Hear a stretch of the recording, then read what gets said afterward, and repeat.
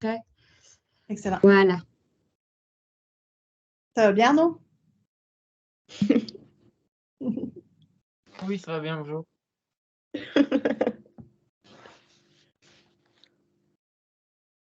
S'il y a arrêter la transcription. Bonjour tout le monde. Salut, François. Bonjour.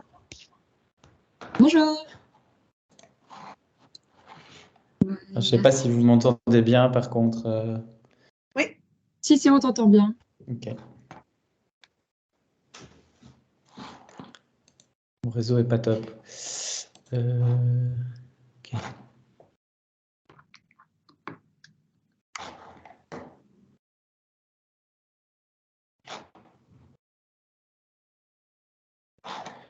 Je vais juste voir si vous m'entendez ou pas, parce que là, ça brouille. Sinon, je vais changer de local, parce que sinon, je vais avoir des problèmes pour partager mon écran, etc. Ça va? On t'entend très bien. Ok, mais moi, il y a un délai énorme, donc ça doit être chez moi le problème. Donc, ça va. Je vais juste peut-être voir si je peux changer de local pour avoir une meilleure connexion. Ok.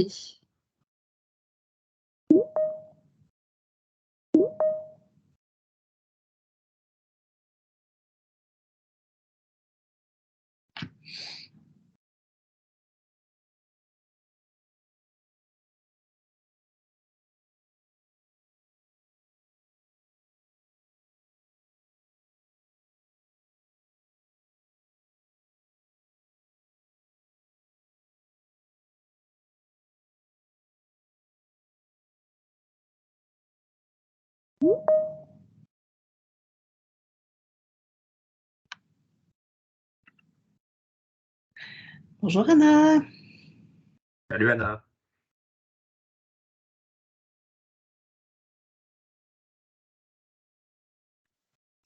Salut! Ça va bien? Oui, super.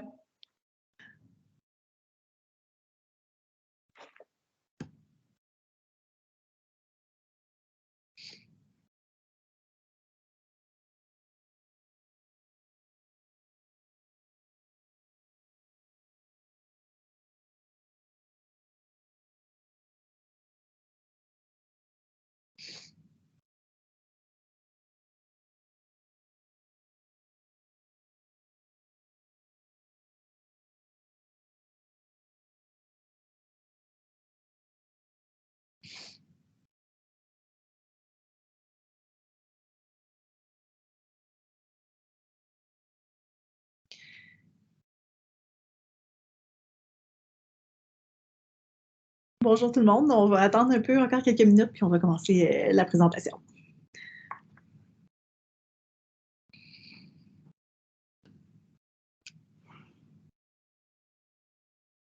Rebonjour François.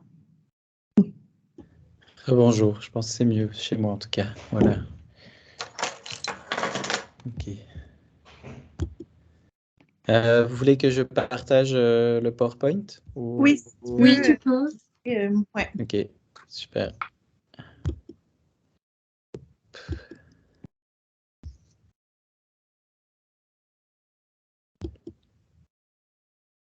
Voilà, ça va, vous voyez le PowerPoint? Ok. Geneviève, on fait un ping-pong. Tu Tout à veux fait. comment je fais? Tu veux que je commence ou tu veux commencer comme tu veux? Comme tu préfères, je peux commencer par vous souhaiter la bienvenue en fait pour cette séance d'information du double diplôme en communication stratégique internationale. Donc, un programme dont on est très fiers, qui est unique au monde et on a très hâte de vous le présenter. Donc, moi, je suis Geneviève Boivin, je suis la répondante pour ce programme-là et la responsable des programmes de deuxième cycle à l'Université de Sherbrooke. Et François, je vais te laisser te présenter. Oui, donc, bonjour. François Lambotte, je suis professeur en communication à l'UC Louvain et donc co-responsable de ce double diplôme. Maintenant, on en est à la 5e ou 6e édition. Donc voilà, donc on est heureux de pouvoir vous présenter ce programme et puis de pouvoir répondre à toutes vos questions. On a pas mal de slides, peut-être qu'on ne va pas tout présenter dans le détail, mais l'intérêt, c'est aussi de pouvoir répondre à vos questions essentiellement, et puis de vous voilà, de laisser aussi du temps aux étudiants et étudiantes qui nous ont rejoints également pour présenter, Mélodie et Simon. Donc peut-être qu'on peut laisser Mélodie, Simon et puis Anna. J'ai vu Anna, Arnaud et Aurore qui sont présents. Donc peut-être qu'on peut faire un petit tour de table de ce côté-là. Mélodie, peut-être. Oui, donc moi je suis Mélodie Voué, je travaille au secrétariat de l'école de communication à l'UC Louvain et donc j'assurerai la gestion, le suivi administratif en fait des dossiers, donc toutes les questions administratives, ce sera à moi qu'il faudra les adresser. Voilà. Simon? Oui, bien sûr, Simon Morin, en fait, c'est comme un miroir, hein. Il y a Geneviève, François, puis Mélodie. Donc, je suis la Mélodie québécoise. Donc, j'assure également le suivi des dossiers étudiants là, quand vous avez des soucis avec les normes d'admission, les trucs comme ça, les inscriptions, etc. Donc, du côté de Sherbrooke, c'est moi qui suis la personne responsable. Ok, alors je sais pas, dans les étudiants, il y a Aurore qui est là, je pense, ou... Oui, bonjour. Moi, je fais partie du double diplôme qui est en deuxième année de master maintenant. Donc voilà, je termine cette année. Alors, Anna? Ouais, et bah, du coup, moi, c'est Anna, et justement, comme Aurore, je suis à la deuxième année du diplôme. Et comme Aurore, je vais aussi finir l'année prochaine. Arnaud? Voilà, comme les deux d'avant, je suis là pour répondre à vos questions aussi, si vous en avez. Super. Voilà, on va commencer peut-être par avancer sur le concept du programme pour un peu vous expliquer la philosophie du programme. Et c'est important aussi parce que ça vous permettra aussi de différencier ce programme d'autres programmes existants, que ce soit le CORIS ou des masters en communication classiques. Donc, c'est vraiment un programme qui met l'accent sur la communication stratégique. Ici, on a repris une définition, donc c'est à travers cette communication stratégique contribuer à l'atteinte des objectifs stratégiques de l'organisation dans un contexte international. Alors, il y a des éléments importants ici. Il y a cette dimension stratégique. La dimension internationale, elle est importante pour nous également, dans le sens où on souhaite vraiment vous donner cette vision internationale à travers le fait que vous allez vivre voilà, un parcours de votre formation à la fois au Canada et puis en Belgique, mais aussi à travers les cours, vous donner aussi à réfléchir autour de ce que ça implique aujourd'hui, cette internationalisation. Autre élément important, vous voyez qu'on ne parle pas que des entreprises privées ou multinationales. La question de l'internationalisation des stratégies de communication internationale, elle concerne les entreprises, les gouvernements, OBNL pour les Québécois, ASBL, donc association en Belgique, c'est fois public, parapublic, les agences de communication, les ONG, etc. Donc, ce n'est pas non plus une focale sur la communication corporate et uniquement des organisations à but lucratif qui va nous intéresser. Je ne sais pas si je te donne le POC. Vas-y.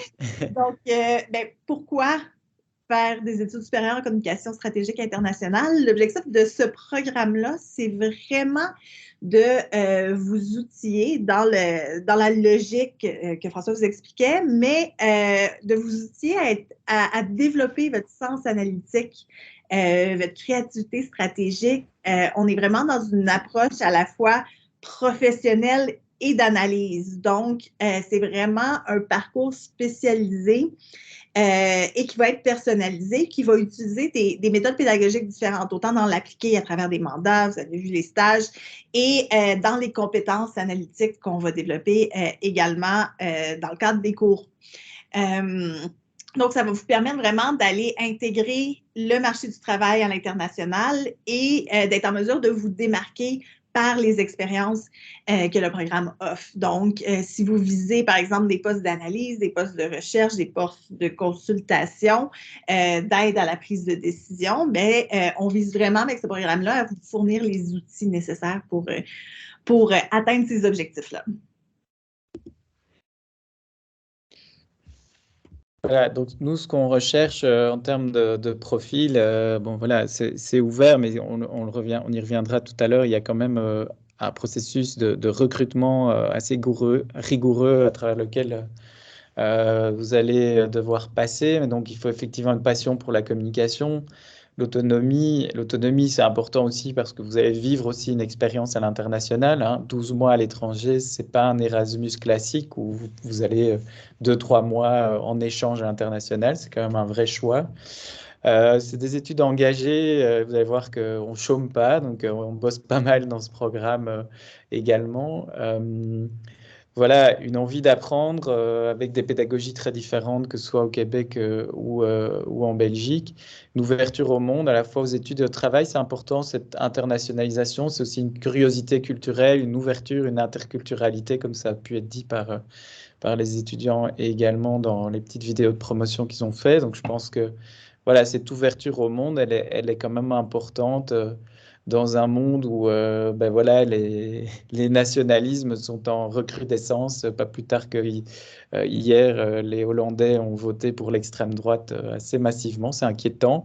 Et donc, ces programmes, ben, c'est aussi ça, c'est aussi nous ouvrir à d'autres réalités internationales. Et je pense que ça participe humblement à votre ouverture au monde et à votre acceptation de la différence et de la diversité. Voilà, donc ça, c'est important avec effectivement ce désir d'atteindre des fonctions où cette dimension analytique et stratégique, comme c'était dit par Geneviève, sont importants. Alors, vas-y, je t'en prie. Je vais aller. Donc, on a une cohorte par année, autour de 20 à 24 étudiants généralement. Donc, vous avez la chance d'aller vivre des expériences académiques à la fois au Canada et en Belgique, mais aussi de partager votre parcours avec des gens d'un peu partout, de la Belgique, de la France, on a des gens d'Italie et évidemment des Canadiens québécois. Ça vous donne 2 diplômes de maîtrise, donc c'est un double diplôme, donc un diplôme à la fois du CL et de Sherbrooke qui ouvre différentes opportunités internationales, encore une fois. Puis, le tout est complété en 2 ans. Donc, comme François le mentionnait, c'est un programme où on apprend beaucoup et on apprend différemment à travers ces 2 années-là. Puis, normalement, à la fin des 2 ans, les gens ont complété leur parcours et atteint les objectifs du programme. Voilà, on s'est déjà présenté, hein, donc je vais passer rapidement cette diapositive. Voilà, alors donc on l'a dit et on le redit ici, il y a cette question de compétences internationales, de contexte international qui est pour nous au cœur du programme.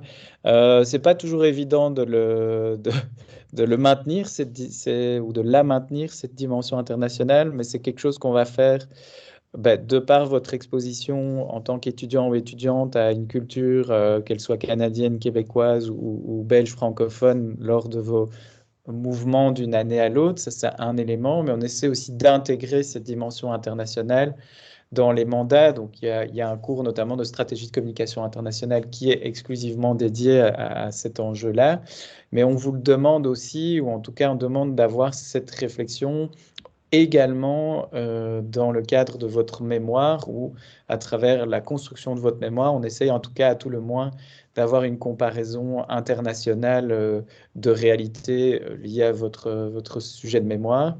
Et à travers votre stage et les missions que vous allez réaliser, qu'il y ait aussi une dimension internationale qui soit développée autant que faire se peut.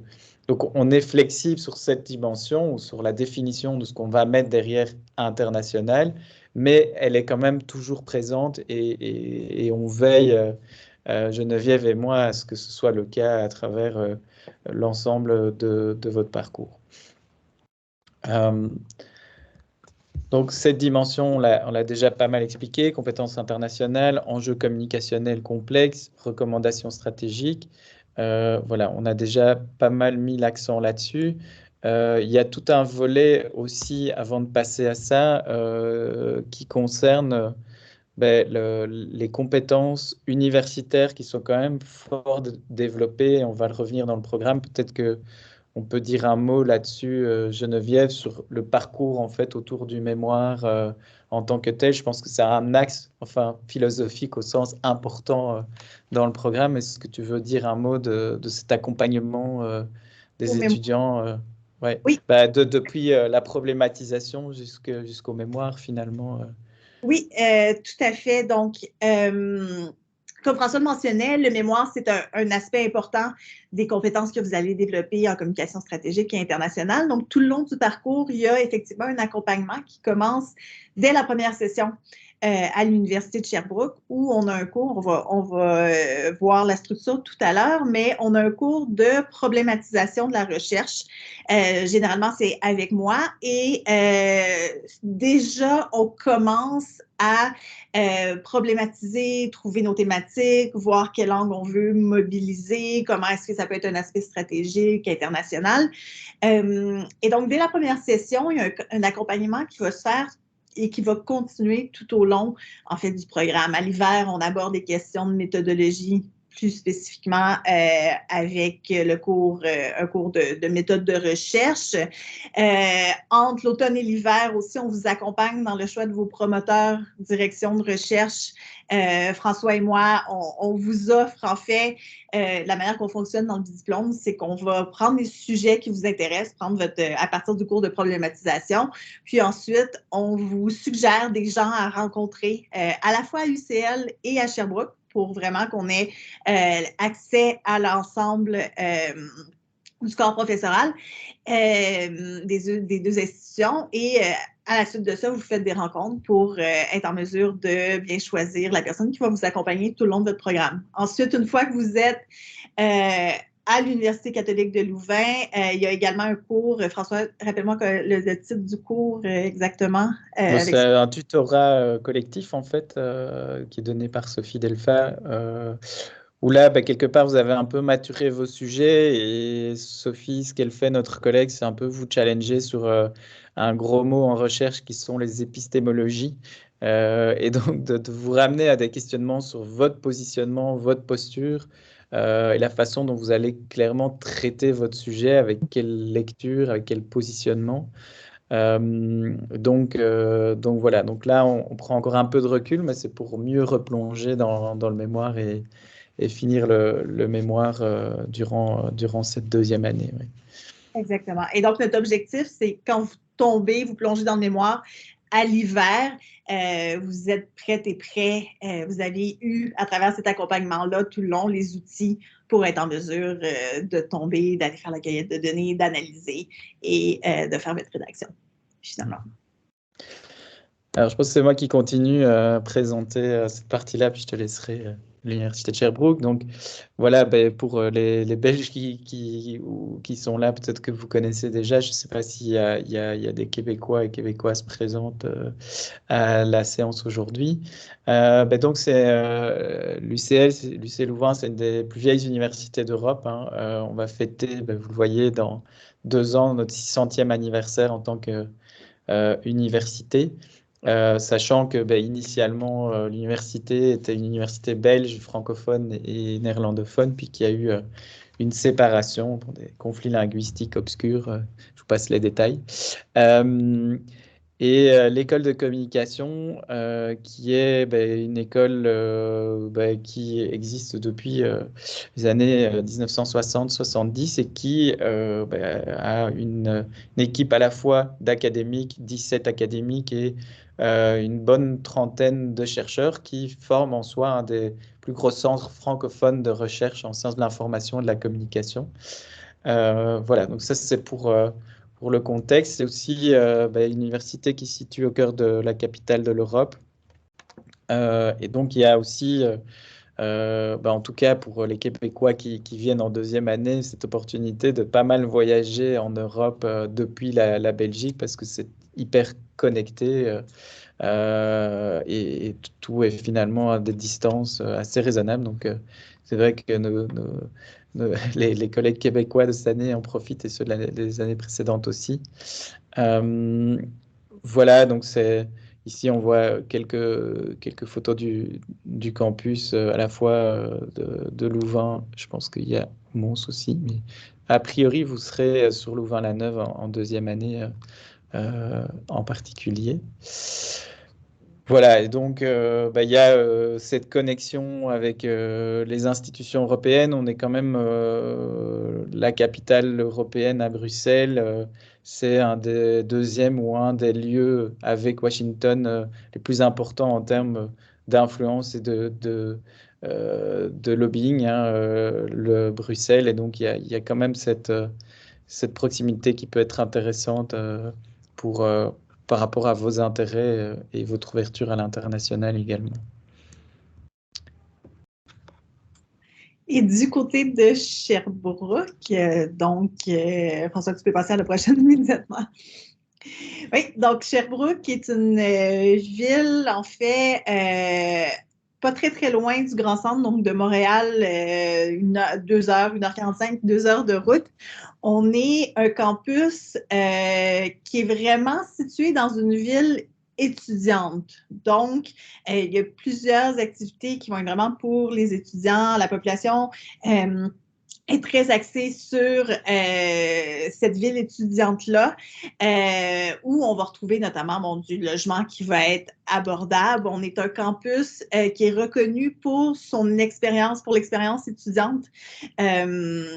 Et pour notre côté éco-responsable également. Donc, on est très fiers, en fait, de gagner des prix, des premières places sur notre éco-responsabilité et tout ce qui a été fait au cours des dernières années à ce niveau-là pour atteindre la carboneutralité. Entre autres, notre campus est dans la nature, donc vous avez la proximité avec la nature quand vous êtes à Sherbrooke. Vous êtes proche des plus grands centres, donc je mentionnais Montréal, Québec également est pas très loin. On est à proximité des États-Unis également, donc les personnes étudiantes d'Europe qui arrivent en profitent aussi pour découvrir à la fois la nature, les villes québécoises et certaines villes américaines. Donc cette année, par exemple, les étudiants sont déjà allés à Boston et iront à New York pendant les vacances. On peut continuer, François. Oui, donc on est déjà dans la structure des programmes. Est-ce que tu veux l'aborder? Oui, mais donc on a déjà pas mal abordé la structure. Il y a quelques changements par rapport aux étudiants qui sont en Master 2 cette année-ci. Mais donc, on a 2 sessions de cours à l'automne et à l'hiver, ou donc à partir du 1er septembre à Sherbrooke, et s'ensuivent un stage professionnel. Alors, les 2 premières sessions, je ne sais pas si on a les détails de cours, je ne pense pas. Mais donc, globalement, comme on l'a expliqué, les cours sont distribués en 3 grosses thématiques. Il y a tout le parcours de recherche que Geneviève a expliqué tout à l'heure. Il y a les cours qui sont dédiés plutôt à la théorie ou au concept lié à la stratégie de communication. Et puis, il y a ce qu'on appelle des cours projets où vous êtes clairement mis en situation comme une agence de communication. Et donc, vous allez faire ce qu'on appelle au Québec des mandats pour des vraies entreprises. Et donc, il y a tout de suite, quand vous arrivez après un séminaire d'intégration qui est important pour nous, je pourrais en dire un mot, mais qui permet aussi de jauger un peu l'homogénéité, la dynamique de groupe, permettre de créer du lien au sein de la cohorte, qui est une cohorte fermée. Donc, c'est peut-être important d'expliquer, c'est qu'il y a un maximum de cours, en fait, où vous allez fonctionner vraiment qu'à 24 étudiants. Donc, c'est important aussi que cette dynamique se passe au mieux. Et donc, ça, c'est le premier séminaire que vous avez quand vous commencez à l'automne. Et puis, la semaine d'après, vous avez déjà les premiers cours de stratégie de communication et le mandat associé à ce cours. Donc, très vite, vous êtes mis sur un mandat très concret. Si je peux te Vas-y. quelques exemples de mandats dans les dernières années. On a eu des mandats avec Hydro-Québec, par exemple, sur la question d'internationalisation des services. L'an passé, on a fait un mandat avec Ubisoft ici à Sherbrooke. Cette année, les personnes étudiantes font un mandat pour attirer des publics à la fois internationaux et locaux avec le Musée des Beaux-Arts de Montréal. Donc, on cherche vraiment des mandats avec des organisations qui vont vous permettre de développer ces compétences-là en communication stratégique. Alors, deuxième, à l'hiver, donc, c'est quand... donc, il y a un deuxième mandat qui lui est plus orienté stratégie de communication internationale, et puis quelques cours qui sont liés à des compétences en éthique, en responsabilité sociétale, en droit également, et puis les cours de problématisation qu'on a évoqués. Déjà, donc à la fin de ces 2 sessions-là, au niveau recherche, on aura problématisé, travaillé sur votre méthode et on vous demande déjà à la fin de l'hiver, en fait, normalement, vous avez finalisé votre projet de mémoire. Donc, c'est important peut-être de l'évoquer à ce stade-ci. Je te laisse le faire peut-être. Oui. À la fin de la session d'hiver, comme François l'a dit, on a travaillé, vous avez déjà vos directions, donc il y a une soutenance du projet de mémoire. Quand on parle de projet de mémoire, on parle d'environ une quinzaine de pages où on va avoir travaillé ensemble tout au long des 2 premières sessions à développer, quel type de méthodologie, quel concept vous allez mobiliser, quel est le contexte de votre étude. Et là, la soutenance, on va créer des jurys où les jurys, vous allez présenter une dizaine de minutes, puis ensuite, on va vous donner des commentaires dans l'objectif de vous aider à approfondir, à clarifier, à aller plus loin dans vos réflexions pour le mémoire. Donc, à la fin de cette soutenance-là, l'idée, c'est vraiment de s'assurer que vous êtes prêtes et prêts à aller de l'avant avec la collecte de données, si vous la faites pendant l'été, avec la rédaction, ainsi de suite. Donc, c'est vraiment une première étape pour s'assurer que tout le monde est prêt et vous accompagner, vous aider encore une fois pour la suite des choses avant d'arriver en stage et ensuite à UCL avec l'accompagnement qui est offert notamment dans le cours de tutorat. OK. Sur le stage, est-ce que c'est toi, Geneviève, ou Simon qui explique un peu le concept du stage Sherbrooke? Je ne sais pas comment vous voulez fonctionner. Peut-être expliquer le processus. Oui, sans problème. Donc, en fait, l'idée, c'est pas de vous laisser courir dans la nature, essayer de vous trouver un stage si vous venez d'arriver au Québec. Là. Le service des stages et du développement professionnel, donc son nom officiel, offre cet accompagnement-là, finalement. Donc, nous, on transmet les noms de tout le monde et là, vous recevez une formation, vous recevez une formation également pour savoir un peu comment fonctionne le milieu professionnel québécois. Donc, quand on parle de cette dimension-là internationale, elle se concrétise aussi de cette manière-là. Et ensuite, dès le mois de janvier, ça veut dire que dès la deuxième session, là, vous entrez dans un processus où vous allez sélectionner certains stages. Donc, on ne va pas vous forcer à faire des stages qui ne vous intéressent pas. Vous en choisissez certains avec des mandats et des tâches spécifiques. Et ensuite viennent les périodes d'entretien, d'entrevue. Et ensuite, là, les différents milieux de stage vont retenir les candidates et les candidats qui leur ont plu davantage. Et c'est essentiellement comme ça. Et franchement, si ça peut vous rassurer, on n'a pas d'année où est-ce que personne ne se trouve de stage. Tout le monde réussit généralement à se trouver des stages assez facilement. Et vous avez aussi la possibilité de trouver un stage par vous-même. Ça veut dire d'avoir des démarches personnelles, d'aller directement dans les entreprises, les associations, les organismes et dire, moi, je cherche un endroit pour faire mon stage. Et généralement, l'ouverture est assez bonne. Du côté québécois, on est en contexte de pénurie de main-d'œuvre. Donc, je vous dirais que toutes les sources d'aide ou d'appui professionnel sont assez bienvenues. Donc, généralement, c'est la manière dont ça fonctionne et tout se passe assez rondement, je dirais. Est-ce que Anna, Arnaud ou Aurore, vous voulez témoigner un peu de votre expérience par rapport à cette première année et aussi les stages? Faut pas que je dise n'importe quoi quand même. Je sais pas si Anna, tu voulais prendre la parole. Comme tu veux. Enfin, je peux partir. Vas-y. Du coup, moi, par exemple, j'ai fait une démarche personnelle et j'ai fait mon stage à Vancouver. Donc, à savoir que au Québec, les stages sont rémunérés, enfin, dans la plupart des cas. sais pas s'il y a des exceptions, tout ça, mais du coup, voilà, ils sont aussi rémunérés. Et du coup, moi, j'ai fait à Vancouver pendant l'été. C'était vraiment une chouette expérience. Donc, moi, je l'ai fait dans une chambre des commerces italienne. Donc, c'est vrai qu'on est toujours au Canada, mais c'était quand même un petit changement quand même de culture. Donc, c'était aussi quand même un challenge de s'adapter. Mais sinon, globalement, de mon expérience, ben, j'ai eu une chouette expérience. À Sherbrooke, il y a aussi une piste de ski. Bon, elle est petite, mais ça fait quand même quelque chose. Et du coup, ben, moi, par exemple, j'apprenais dès l'hiver. Mais finalement, c'est super bien été. Et par exemple, moi, j'avais acheté mes habits directement ben, au Québec parce que c'est quand même plus adapté.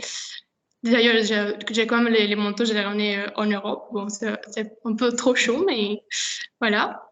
Et sinon, j'ai également une chouette expérience. Merci. Aurore? Ouais, par rapport au stage, contrairement à Anna, moi j'ai fait mon stage à Montréal. Ça s'est aussi super bien passé. J'ai fait ma démarche par le service de stage, donc celui dont Simon parlait. Et franchement, il y a eu un accompagnement vraiment bon de leur part parce que j'ai eu un peu de mal à trouver mon stage. Et ils ont été super rassurants et m'ont aidé à le trouver finalement. Sinon, pour un retour par rapport à l'expérience, c'est vraiment chouette de se retrouver un peu à Sherbrooke, qui est donc comme une ville étudiante, comme Geneviève l'a expliqué. Parce que malgré qu'on soit à 6000 km de chez nous, Sherbrooke et Louvain-la-Neuve se ressemblent un peu, dans le sens où Louvain-la-Neuve est aussi une ville étudiante et que il y a quand même du dépaysement dans le sens, c'est pas du tout la même chose, on s'entend bien. Mais en même temps, on se retrouve avec plein d'étudiants autour de nous, donc ça c'est chouette aussi pour faire des connaissances et des rencontres dans le public universitaire à Sherbrooke aussi. Voilà. Merci. Arnaud, je ne sais pas si tu veux rajouter quelque chose. Moi, justement, pour parler des stages, j'avais bien aimé ce système d'aide de l'université de Sherbrooke parce que ça m'avait permis de pouvoir chercher de mon côté et en plus, de toute façon, avoir une opportunité grâce au service des stages. Donc finalement, moi, j'ai fait mon stage, enfin, ma démarche personnelle n'a pas abouti comme j'aurais souhaité. Et donc, j'ai fait le choix de suivre le service des stages qui proposait un stage chez Babybel à Montréal. Donc, j'ai encore quelques petits trucs. C'était vraiment un chouette stage. Encore des petits autocollants et tout. C'était vraiment sympa d'être à Montréal pour ce stage-là. En plus, parce que justement, on a fait toute l'année, par exemple, avec Aurore, on a fait toute l'année à Sherbrooke. Et puis, se retrouver en groupe un peu plus réduit parce que, comme Anna, elle est partie à Vancouver, d'autres ont été dans d'autres pays. C'était quand même sympa d'être encore dans une nouvelle ville à Montréal avec les gens qu'on a connus à Sherbrooke. Et puis sinon, par rapport à Sherbrooke, oui, je trouvais que c'était vraiment une ville étudiante aussi. Moi, je comparais un peu Sherbrooke et Montréal à Louvain-la-Neuve et Bruxelles. Les distances sont pas pareilles, mais c'est vraiment la ville étudiante tout près d'une grande ville. Donc, il y a moyen allez, il y a moyen d'aller faire un week-end à Montréal si vous voulez ou des trucs comme ça. Et puis voilà, parce que j'ai dit tout ce qui me passait par la tête là. Merci. Voilà, ça donne un petit intermède et puis ça permet aussi d'avoir d'autres vues sur le programme. C'est important aussi. Voilà, donc le retour. Donc vous voyez, en fait, il n'y a pas. Bon, ça, c'est le côté un peu intensif du programme, c'est que le stage se termine en général à la mi-août, puis on recommence directement à l'automne, le 15 septembre en Belgique. Et donc, on a quelque peu modifié le programme. Donc, les étudiants comme Arnaud, Aurore et Anna sont dans un programme de transition où on a un peu allégé leur programme parce qu'on s'était rendu compte que c'était quand même assez lourd. Ici, on a une version finalisée qu'on vous propose, en tout cas pour la partie en Belgique. Et donc, on va vous demander de choisir entre deux parcours, puis je vais y revenir après. Un parcours plus appliqué ou un parcours plus académique, suivi d'un mémoire et d'un séminaire de clôture. Les deux séminaires sont importants dans la façon dont on a conçu ce programme. Le premier est un séminaire d'intégration dont j'ai parlé tout à l'heure. Le dernier séminaire, c'est vraiment un séminaire où l'idée, on l'a conçu comme un moment où la cohorte se retrouve pour réfléchir à une question fondamentale, pas au sens de la recherche fondamentale, mais une question qui leur tient à cœur et qui est traitée à la fois académiquement et professionnellement. Et donc l'année passée, par exemple, on a travaillé sur la question de l'humanisation, de la déshumanisation dans la communication avec les étudiants. On les a accompagnés sur la discussion autour de ce qu'on entendait par déshumaniser. Par exemple, l'IA, l'intelligence artificielle, va tous nous remplacer dans nos métiers de la communication. C'était un des thèmes liés à la déshumanisation de la communication. Et donc, on a préparé ça avec comme objectif après pour les étudiants de travailler avec des professionnels pour les faire réfléchir à cette question-là, mais sous un angle qui est lié à leur activité professionnelle ou leur stratégie de communication. Et ça a donné lieu, par exemple, à la production de 4 podcasts qui sont quand même de très bonne facture autour de cette question-là. Voilà, on termine comme ça avec le mémoire qui est une pièce importante de votre parcours de maîtrise. Alors, on a déjà parlé du stage avec Simon. Je ne sais pas s'il y a d'autres choses à rajouter à ce stade-ci. Donc, je vais peut-être continuer. Voilà, donc ici, vous avez les détails, mais ceux qui sont intéressés, de toute façon, on mettra les slides à votre disposition pour que vous puissiez avoir tout le programme. Ici, donc, simplement un petit mot sur les deux parcours. L'idée est de vous permettre de faire soit un parcours plus classique avec 3 cours à suivre en Q1 et un essai / mémoire et le séminaire de clôture, ou l'option d'immersion professionnelle. Donc pour l'instant, c'est « et » pour les étudiants qui sont actuellement en Master 2 avec une version allégée de l'immersion professionnelle et du séminaire de clôture à venir. Mais là, en fait, ce qu'on va vous demander, c'est vraiment de réfléchir à 2 parcours, un parcours plus d'approfondissement ou un parcours plus appliqué, avec un mémoire qui devrait, dans ce cas-là, être un mémoire projet, donc qui serait interconnecté. Donc, il y aurait un vrai lien entre le lieu où vous faites votre mission en Master 2, qui est un mandat de communication tel que on l'a évoqué tout à l'heure, sauf que ici, l'idée, c'est que vous le fassiez seul ou en duo avec un ou une autre étudiante, mais que vous articuliez aussi votre mémoire à cette entreprise ou cette organisation en particulier. Donc ça, c'est un peu la différence par rapport au programme actuel que vivent les étudiants présents. Voilà. On a quelques informations générales. Donc là, je vais peut-être laisser la parole à Simon et Mélodie, et puis vous me dites là où vous voulez mettre la focale en particulier dans vos explications. J'y vais peut-être, Simon? Oui. Alors, c'est comme ça. Ok, donc d'un point de vue administratif, donc qui dit 2 diplômes va signifier 2 inscriptions. Finalement, vous allez avoir ce qu'on appelle une université d'attache. C'est l'université au sein de laquelle vous allez introduire votre candidature, au sein de laquelle vous allez être admis. Et puis, vous aurez également une université d'accueil. Donc, c'est l'université dans laquelle vous ferez donc votre année considérée de mobilité. Donc, par exemple, si vous vous inscrivez via l'UC Louvain, l'UC Louvain sera votre université d'attache et Sherbrooke sera votre université d'accueil. Et d'un point de vue financier, ça signifie que vous réglez une inscription régulière, un minerval régulier dans votre université d'attache en année 1 et en année 2, et vous réglez seulement, entre guillemets, des frais administratifs dans l'université d'accueil.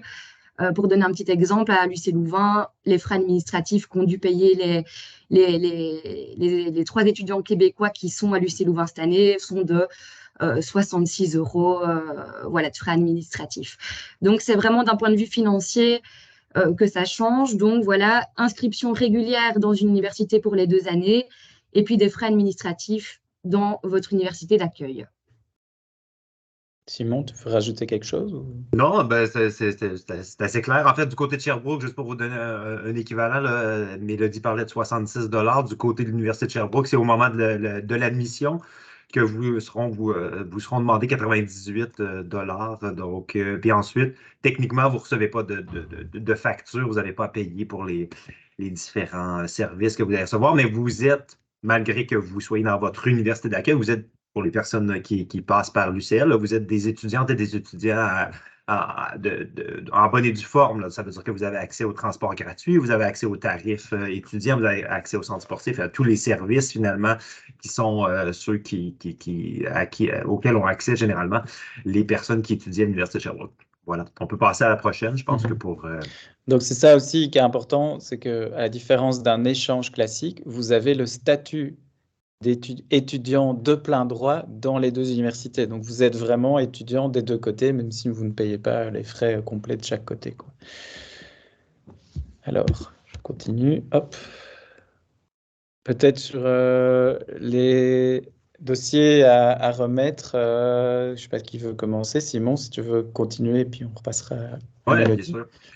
Pour les quelques Canadiens et Canadiennes qui sont là, ou des personnes qui penseraient passer par l'Université de Sherbrooke pour déposer leur demande, généralement, à titre d'information générale, pour les Européens, les Européennes, c'est plus intéressant de passer par l'UC Louvain. Et pour les Canadiens hors Québec et les Québécois, Québécois, c'est plus intéressant de passer par l'Université de Sherbrooke, mais quand même, je présente le tout. Chez nous, en fait, c'est une moyenne de 3,0 pour entrer à la maîtrise qui est nécessaire.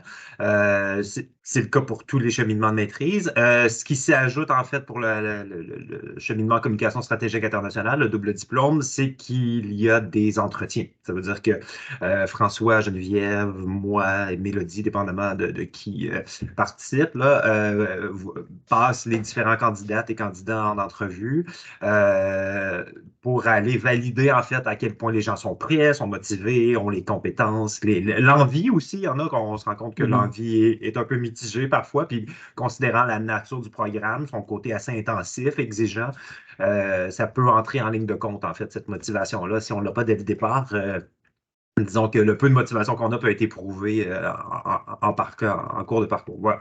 Donc, voilà, c'est la base. Chez nous, là, c'est le 3,0 plus les entretiens. Mention comme ça pour les personnes qui déposent chez nous avant le 1er mars, bien qu'on indique 15 février, là, mais juste quand même, il y a moyen d'avoir des bourses, dépendamment de votre moyenne. Donc, ça peut être un élément aussi qui va venir jouer. On n'en a pas parlé, mais du côté du Québec, je pense que c'est la même chose à l'UC Louvain. Là, il y a moyen aussi d'obtenir des bourses de mobilité. Oui, c'est juste après, Simon, si tu veux. Mais il n'y a pas de souci, mais donc, vous avez compris ici que pour la Belgique, c'est la même chose, sauf que la moyenne est sur 20 et pas sur 4,3. Exact. Voilà. Mais le principe est à peu près le même. Je ne sais pas si on doit rajouter autre chose, Mélodie. Non, je pense que c'est dans la slide d'après la procédure exacte pour encore celle d'après. Oui. Voilà. Donc, nous, on avait dit pour le 15 février, Oui. donc de m'envoyer un mail avec une lettre de motivation, un CV et puis tous les détails des cours suivis antérieurement. Et aussi de compléter le formulaire qui est disponible donc, sur la page dédiée au double diplôme sur le site de Commu. Donc, on vous a mis le lien là. Donc voilà, une fois que vous avez fait tout ça, je prendrai en compte votre candidature et puis on verra qui passera en sélection, en jury de sélection. Voilà. Si je peux me permettre, pour Sherbrooke, en fait, pour les personnes qui ont fait des cours au sein du département de communication, il y a seulement la lettre de motivation à joindre à votre dossier. Ça veut dire que seulement cet élément-là. Pour les personnes qui viennent de l'extérieur, ça nous prend tous les relevés de notes, 2 lettres de recommandation et une lettre de motivation. Donc, et voilà. Puis ensuite, nous aussi, on gère le truc assez rapidement, puis on met en place les entrevues conjointement avec UC Louvain. Ok, donc voilà, donc une fois que vous êtes sélectionné, il y a tout un processus et donc vous êtes clairement très bien accompagné par Mélodie et Simon pour en tout cas tout ce qui est préparation de votre entrée dans le parcours et aussi toutes les démarches de visa. Vas-y, donc Oui, Je sais pas voilà, si il y tu a veux rajouter un truc à ce niveau-là. Non, ben voilà ce qui est noté ici sur le slide. C'est vrai que s'il y a des étudiants qui sont hors Europe, il y a un délai plus court pour s'inscrire. Voilà, comme université d'attache à l'UC Louvain, c'est le 31 mars. Mais bon, voilà, tout ça, je vous expliquerai, je vous enverrai toutes les infos pratiques en temps et en heure pour pas qu'on soit hors délai. Et pareil pour les étudiants européens qui doivent partir au Canada. Donc, il faut évidemment un visa, etc. Il ne faut pas s'y prendre trop tard. Et ça, pareil, on vous expliquera voilà, avec Simon en temps et en heure après les jurys de sélection. Bien sûr. Si je peux préciser pour nous aussi, les candidatures hors Canada qui passent par l'Université de Sherbrooke, il faut que ce soit déposé avant le 15 janvier. Donc, on est encore plus tôt, là, en raison de notamment de l'obtention des documents de voyage, visa, CAC, etc. Là, quand on tombe dans le tourbillon des démarches administratives, vaut mieux faire plus tôt que tard. Ok. Voilà, donc ça, on l'a évoqué, hein, la question de Minerval. Peut-être qu'on peut aborder tous les deux les bourses qui sont à disposition. Je ne sais pas comment vous voulez fonctionner. Simon, vas-y pour les bourses québécoises et puis après, Ouais. on repassera la parole à Mélodie. Bien sûr, pour les personnes qui rentrent par la porte de l'Université de Sherbrooke, en fait, ces personnes-là ont accès à une bourse de mobilité, qu'on appelle, donc pour la deuxième année, lorsque c'est le temps de partir puis d'aller en Belgique. Et cette bourse de mobilité-là, elle est autour de 5 000 par quadrimestre, là, par trimestre qui est effectué à l'UC Louvain. Donc, évidemment, ça ne couvre pas tout. Puis, je pense qu'il y en a qui ils peuvent même obtenir certaines bourses pour le billet d'avion, là, une bourse qui aide aussi à défrayer les coûts du billet d'avion. Donc, voilà. Donc, c'est seulement surtout pour vous mentionner que vous n'êtes pas seul financièrement par rapport à cet engagement-là dans le programme. Mélodie? Oui, pareil du côté UC Louvain. Donc, si vous êtes admis via l'UC Louvain, vous bénéficiez aussi d'une bourse donc pour partir au Canada. Ceux qui sont déjà boursiers de la Fédération Wallonie-Bruxelles ont une bourse de mobilité encore un petit peu plus élevée. Donc, je crois que c'est sur la slide suivante, il y a le lien, le tableau, voilà, un tableau que vous trouvez sur le site de l'UC Louvain. Je vous ai mis le lien en bas de la page. Et donc, voilà, ça ne doit pas vous freiner parce qu'a priori, il y a quand même de bonnes aides financières. Donc, ça, pareil, si vous avez des questions là-dessus, vous pouvez m'envoyer un mail pour les informations. Mais je pense, je ne sais pas si on demande à Aurore ou à Anna, etc. Oui, c'est bien, si, peut-être de compléter voilà, cette info sur leur vécu par rapport à si elles l'ont vécu, la fois les voilà. bourses et aussi voilà, le fait de pouvoir avoir un job étudiant au Québec, la rémunération du stage, enfin, aborder toute cette question financière qui est un grand classique des séances d'information. Donc, on vous laisse la parole. Je vais arrêter le partage. Je pense qu'on est au bout des slides, si je me trompe pas. Voilà, on a parlé des bourses. Voilà. Ok. Donc, je vous laisse peut-être réagir, Aurore, à Anna, à Arnaud. Je ne sais pas si ça a coupé tout à l'heure. Je ne sais pas s'il est de retour. Allez-y. Arnaud a des problèmes de connexion depuis le Ok. début. Donc, personnellement, moi, ma bourse, elle m'a aidé à payer mon logement sur place. Donc, je sais que je ne devais pas penser à ça pour tout ce qui était argent. Et puis après, pendant les 2 sessions de cours, j'ai travaillé à l'agence école à l'université de Sherbrooke. Ça, c'était très chouette. Première expérience professionnelle, entre guillemets, dans une agence de com. Et Anna était avec moi, donc elle pourra aussi en parler après. Et donc, là-bas, j'ai eu aussi un petit argent de poche, on va dire, en travaillant. Puis, clairement, le fait que le stage d'été soit aussi payé, ça, c'était vraiment chouette parce que j'ai pu profiter de mon été assez sympathiquement. J'ai bien voyagé entre la fin de mon stage et le début de l'année ici. Et grâce au stage, donc avec ce que je m'étais fait pendant le stage. Et c'est aussi super valorisant d'être payé pour le travail qu'on fait. Contrairement à, par exemple, un stage en Belgique où l'expérience est valorisante, mais c'est vrai qu'il n'y a pas cet apport plutôt financier. Mais voilà, ça, c'était mon expérience par rapport à ça. J'ai pas eu de soucis, on va dire, financiers, mais je me suis débrouillée. Ouais, justement, les budgets, c'était un peu la chose qui m'inquiétait avant de partir. Mais justement, vu qu'on a quand même une bourse de la UCL et aussi, comme on le disait, avec l'agence école, qui quand même, je trouve qu'on a quand même bien payé à l'agence école et ça fait quand même toujours une expérience dans le CV. Et du coup, ben, moi, par exemple, au contraire, à Vancouver, je n'étais pas rémunérée. Et du coup, j'ai dû survivre avec les moyens que j'avais. Et du coup, ben, Vancouver, c'est quand même une ville qui est vraiment super chère. Mais disons, avec la bourse d'études, avec quand même l'argent que j'avais gagné justement à l'agence école, en faisant aussi un peu de auxiliaire des recherches, disons que voilà, je suis rentrée bien, je suis jamais fini sous un pont, donc disons que ça a été. Si je peux me permettre quelques précisions sur les opportunités d'emploi à l'Université de Sherbrooke. En fait, l'agence école dont Aurore et Anna nous parlent, c'est une agence, en fait, qui recrute des personnes étudiantes à la fois au premier cycle, au deuxième cycle, selon les mandats. Puis, on réalise des vrais mandats avec des vraies organisations qui sont venues chercher les services de l'agence école. Donc, c'est vraiment une expérience de travail que vous pouvez aller chercher qui est quand même assez flexible. Donc, si vous avez 10 heures par semaine, on trouve des mandats qui vous permettent de travailler 10 heures par semaine. Donc, ça permet aussi d'aller chercher cet aspect professionnalisant appliqué. Sinon, si c'est le côté plus recherche qui vous intéresse ou de développer vos compétences à ce niveau-là, on a aussi plusieurs postes à chaque année d'auxiliaires de recherche. Donc, vous travaillez avec des membres du corps professoral. Puis, encore une fois, c'est un autre type d'opportunité d'emploi ici à Sherbrooke. Super. Et donc, en Belgique, effectivement, la rémunération des stages n'est pas autorisée par la loi, mais c'est possible si on passe la frontière. Et donc, il est possible d'être rémunéré, notamment quand on fait un stage en Europe hors Belgique. Donc, ça va être le cas, par exemple, pour Anna, même si enfin, je pense on a trouvé maintenant la justification juridique, je vais en reparler à Mélodie, mais on avait déjà trouvé début de l'année, donc il ne faut pas s'inquiéter. Voilà, c'est une spécificité belgo-belge de ne pas rémunérer les stages, mais on a bon espoir de vous faire changer les choses dans les années à venir. Mais voilà, c'est pas pour ça que c'est impossible en Europe pour autant, quoi. Voilà. Mais je sais pas, maintenant on peut peut-être ouvrir aux questions, donc n'hésitez pas à lever vos mains, qu'on puisse vous répondre à vos questions en espérant qu'on a été suffisamment clair dans nos explications.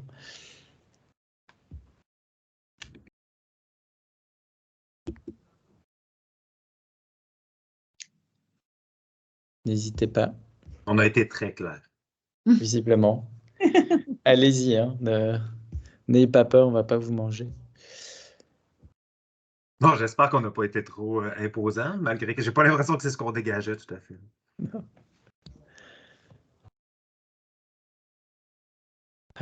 Mathias?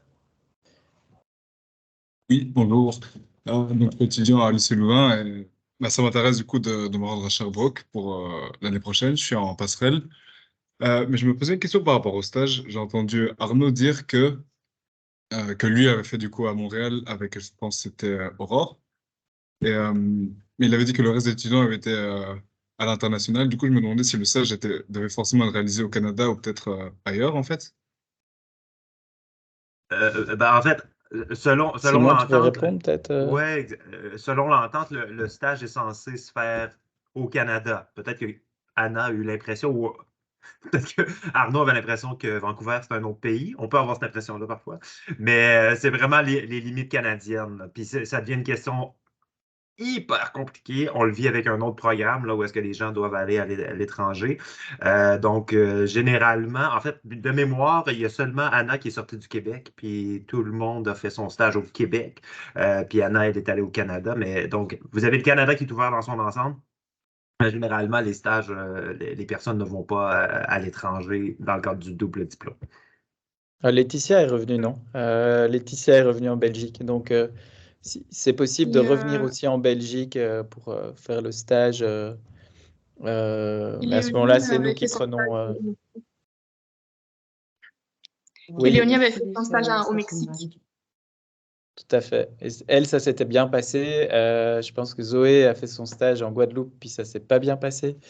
Voilà. Mais donc, on essaye aussi d'avoir, en tout cas, enfin, on espère que dans la plupart des cas, ça se passe bien. Hein, mais l'idée, c'est que quand c'est hors des organisations avec lesquelles on a déjà travaillé, on exige un entretien avant le début du stage pour bien comprendre si les conditions sont remplies en termes de contenu, mais aussi voilà, d'accueil, de capacité d'accueil de l'organisation.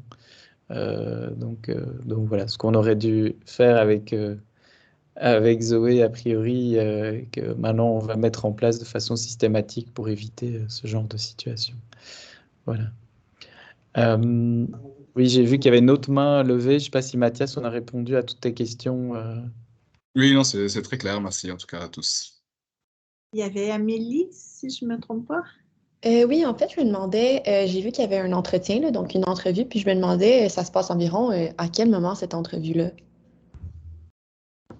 Généralement, on réussit à faire ça dans les premières semaines de mars. Mais là, en fait, en ayant le 15 février comme date de dépôt, on est peut-être capable de faire même ça un peu avant, là, mais généralement, c'est à peu près dans ces eaux-là. On essaie d'être assez rapide, là, notamment parce que tous les Belges doivent passer par le processus d'obtention des papiers. Là, donc, généralement, on essaie d'être assez diligent dans ce traitement-là des demandes d'admission.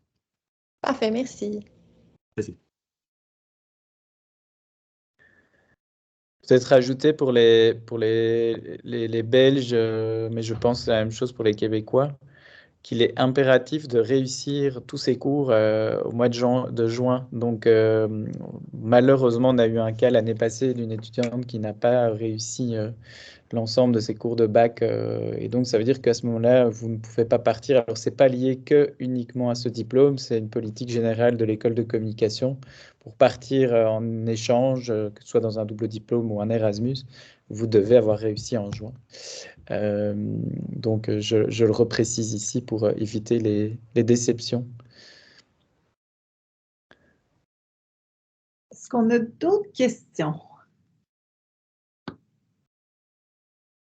Maxime.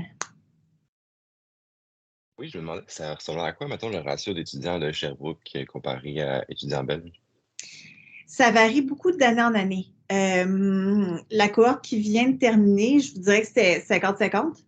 La cohorte qui est en deuxième année actuellement, on a 3 Québécoises. 3 Québécois et 9 UC Louvain. Ouais. Oui, la cohorte qui vient de commencer à Sherbrooke, on a 4 personnes du Québec, puis une dizaine, 11 d'Europe. Il y a aussi des gens qui viennent de France, d'Italie. Ça fait 2 ans qu'on a des personnes italiennes dans les programmes. Donc, ça varie beaucoup, mais on vise, normalement, on aimerait ça avoir un ratio 50-50. Ou du moins, un bon équilibre.